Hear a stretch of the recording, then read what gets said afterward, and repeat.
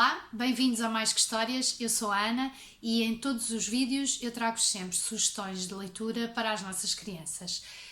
Na continuidade também da live que fizemos a semana passada com a Rita do Kit Literário e um bocadinho também nesta linha de pensamento de livros temáticos e muito a pensar também nas escolas, nas educadoras, nas professoras, que podem e devem usar o livro como um instrumento de trabalho para abordar determinadas temáticas. Eu fiz uma pequena seleção de livros para trabalharem, por exemplo, o tema que se aproxima, que é a primavera. E também, não só para isso, mas também para mostrar que, de facto, os livros têm uma função educativa, têm uma função pedagógica, se os usarmos exatamente com essa função, com esse intuito, com essa intenção. E servem para alertar, servem para sensibilizar, servem para consciencializar determinadas temáticas, para abrir espaço para o diálogo, para a conversa sobre os mais variados temas. Aliás, qualquer livro, se pensarmos bem, qualquer livro tem esse potencial. É preciso é que na realidade o adulto de referência, o adulto que faz aqui a mediação da leitura, também tenha esta consciência, tenha esta abertura, tenha esta disponibilidade para poder pegar num livro e perceber que naquele livro, de certa forma, há um potencial para uma conversa, para uma determinada temática, para alertar sobre qualquer tema, sobre qualquer questão.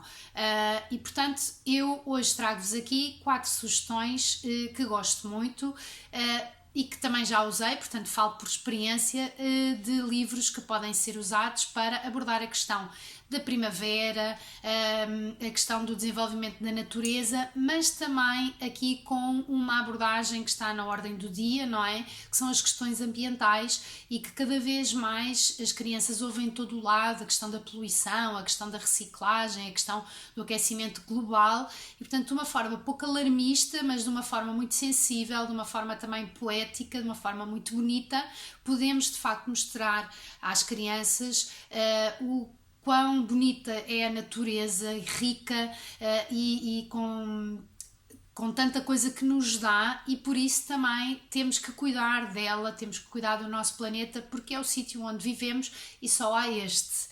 O primeiro livro chama-se O Jardim Curioso, escrito e ilustrado pelo Peter Brown, é uma edição Caminho, da coleção Borboletas. Este é um livro também já antigo, mas é um livro lindíssimo, tem umas ilustrações maravilhosas, tem um texto também muito bonito, e eu não sabia, fiquei a saber há pouco tempo, fui pesquisar um bocadinho mais sobre este livro. E na realidade, aquilo que acontece nesta história aconteceu com o autor.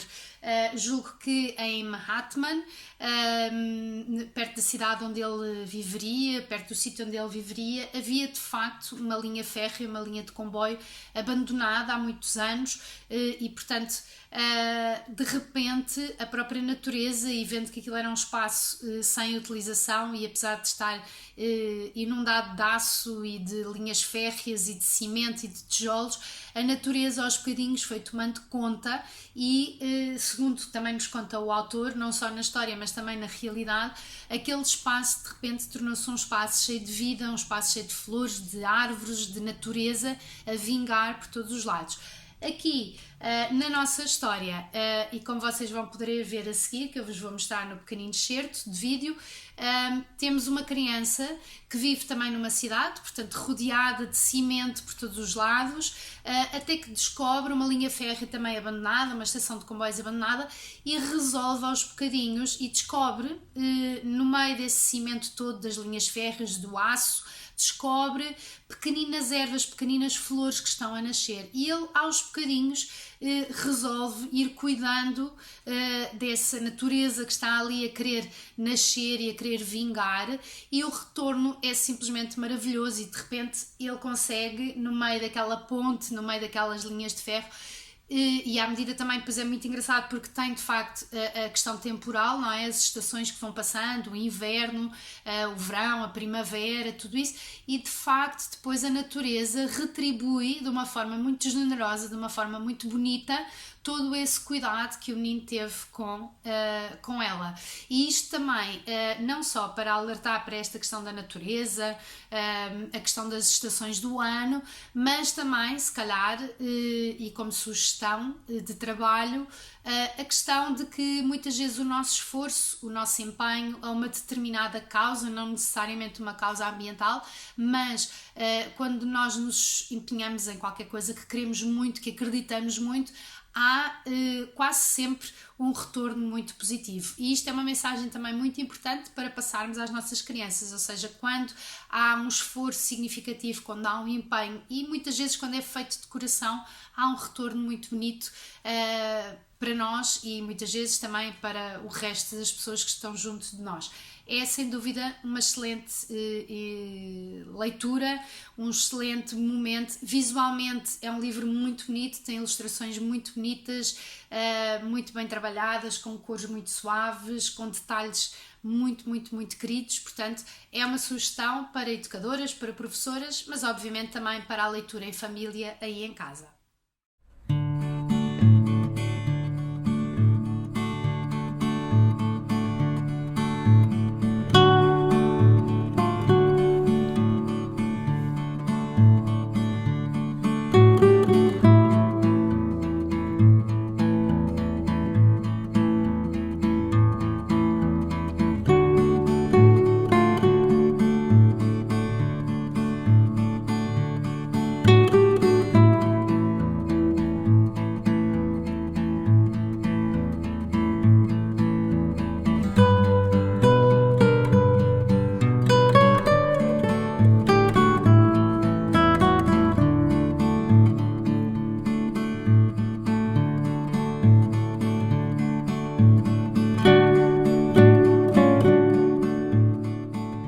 O próximo livro que eu tenho para vos mostrar chama-se Estranhas Criaturas, é escrito e ilustrado pela Cristina Rubio, é uma edição da Orfeu Negro e para mim, e que temos vindo a falar ao longo destes tempos de boas opções de leitura, o que é livros com qualidade, para mim este é sem dúvida um livro que, que se enquadra nessa categoria de bons livros, é um álbum ilustrado muito bom. Primeiro, e pensando se calhar nas crianças também mais pequeninas, porque tem umas dimensões grandes e normalmente as crianças gostam de livros grandes com ilustrações que ocupem bastante espaço, portanto que captem a atenção visual de uma forma muito assertiva, de uma forma muito rápida. Depois também tem um texto muito bem elaborado, simples, direto e assertivo. E para mim tem também outra coisa que eu adoro, que é o facto da escritora nos colocar no papel dos animais, que é no mínimo ousado, é no mínimo completamente diferente e coloca-nos nesta perspectiva de sermos nós os animais a sofrer e a perceber o impacto que a desflorestação, que o acabar com as árvores, deitar as árvores abaixo, destruir o habitat dos animais, aquilo que tem de impacto para os animais. E a volta que o texto dá é simplesmente genial e é um abre-olhos para os adultos, é um abre-olhos também para as próprias crianças perceberem como estamos a invadir o espaço dos animais, o habitat dos animais e a destruir a vida deles. Vamos espreitar este livro? Um dia, os animais da floresta deparam com um misterioso cartaz que anuncia festa. Dançam merengue, salsa e tchá-tchá-tchá. E comem muito bolo de chocolate. Mas ao voltarem para casa, descobrem que já não podem abrigar-se debaixo das árvores nem obter alimento na natureza. Estranhas criaturas, os homens, haviam destruído o seu habitat.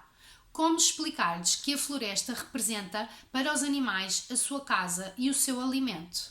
Não acham esta sugestão simplesmente maravilhosa? É um livro de 5 estrelas. Sem demoras, vamos já à próxima sugestão.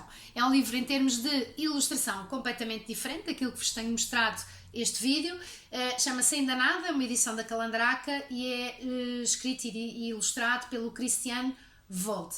É um livro muito, muito, muito bonito. Eu gosto imenso destas ilustrações, o facto destas montagens, a mistura dos materiais, as texturas quase que parece que podemos sentir à medida que vamos passando as páginas, parece que podemos sentir estas texturas, estes materiais, os arames, as pecinhas que ele foi usando, o papel, portanto, e até o tipo de letra, a forma depois como as letras, o texto está conjugado com a própria ilustração.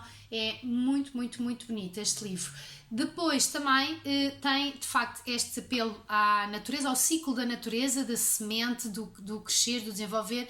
E estou aqui, por exemplo, a lembrar-me das educadoras, um trabalho que fazem com frequência no jardim de infância, nas salas de creche e até depois, mais tarde, no primeiro ciclo, a germinação das sementes, o seu desenvolvimento, o tempo de espera, o crescer, o caule, as raízes, tudo isto. Portanto, é um livro muito bom para trabalharmos este tema e que pode, de facto, por exemplo, em trabalhos de projeto, que fazem muito em salas de jardim de infância e também em primeiro ciclo, é um livro que pode servir de ou pontapé de saída para explorar este tema ou para complementar todo o projeto que possam estar a fazer. Vamos espreitar o livro? Um dia, o protagonista desta história cava um buraco na terra e deixa cair lá dentro uma semente. Dia após dia, sob o olhar expectante de um pássaro, vai crescendo nele o desejo e a ansiedade de ver nascer do chão a semente que plantou. Ainda nada? Pergunta ele todas as manhãs, ao ver que a semente não nasce. Até que um belo dia... Ainda nada. É um livro muito simples, é um livro muito bonito, mas com esta mensagem também da perseverança, da paciência, que muitas vezes também temos que transmitir aos nossos filhos, temos de transmitir às crianças a capacidade de saber esperar, a capacidade de observar e de ir apreciando todos os pequeninos momentos no desenvolvimento, neste caso, desta semente, mas às vezes também de outras situações na nossa vida que merecem às vezes um bocadinho mais de calma e de paciência. E para terminar este vídeo com estas sugestões todas de leitura sobre estas questões ambientais, sobre a natureza, sobre a primavera que se aproxima, sobre os projetos que eventualmente educadores de infância que nos estão a ouvir possam estar a fazer na vossa sala, tenho uma sugestão muito, muito boa. Chama-se 100 Sementes que Voaram, escrito pela Isabel Minhós Martins, ilustrado pela Yara Cono e é uma edição do Planeta Tangerina. Há pouco tempo eu coloquei um desafio lá no Instagram, exatamente com uma fotografia de uma página cá dentro do livro, para tentarem descobrir quem era a ilustradora e qual é que era o livro.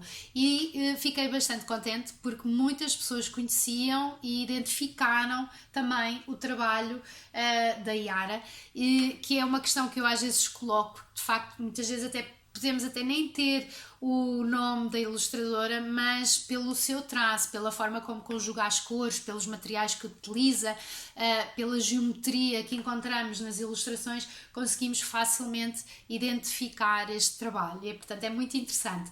Aqui eu acho que fechamos com chave de ouro. É um livro simplesmente genial, não só na qualidade do texto narrativo, mas também na qualidade das ilustrações. Portanto, há aqui uma conjugação perfeita, na minha opinião, mas é também aqui uma homenagem muito bonita à Mãe Natureza e à forma como a Mãe Natureza encontra aqui a perseverança de manter as suas espécies e a forma como vai reproduzindo as árvores, como vão reproduzindo as flores, como vão reproduzindo os frutos, os legumes, etc, etc, de uma forma muito persistente e apesar de tudo o que pode acontecer em termos de poluição, em termos de mão humana, às vezes para destruir esta natureza, ela própria não desiste e é aqui uma homenagem muito, muito bonita e muito bem feita, e muito conseguida. Eu vou abrir e não resisto a ler-vos um bocadinho do texto. A árvore estava à espera, de esperanças, naturalmente esperançosa. O que esperava ela? Que tudo corresse bem. Era essa a sua esperança. O que esperava ela? O dia mais que perfeito. O dia certo. O dia tal. E assim me despeço com estas 4 sugestões de leitura, todas elas maravilhosas, todas elas reportam ao mesmo tema, um pouco de forma diferente e com conteúdos diferentes, mas o grande tema aqui é a natureza e, acima de tudo, alertar, consciencializar, sensibilizar as crianças e também os adultos para estas questões ambientais, para a forma como nós devemos começar a olhar a nossa natureza, poupá-la e a preservá-la. É um bem único e por isso temos que tratar muito bem dela. Assim me despeço, beijinhos, até para a semana!